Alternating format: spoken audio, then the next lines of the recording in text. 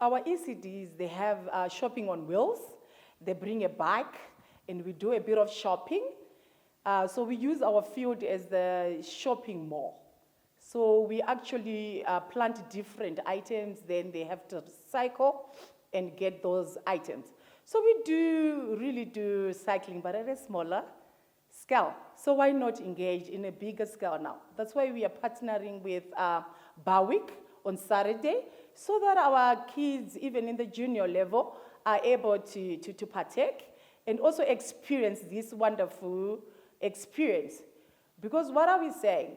We need to live a healthy life, so exercise is very paramount.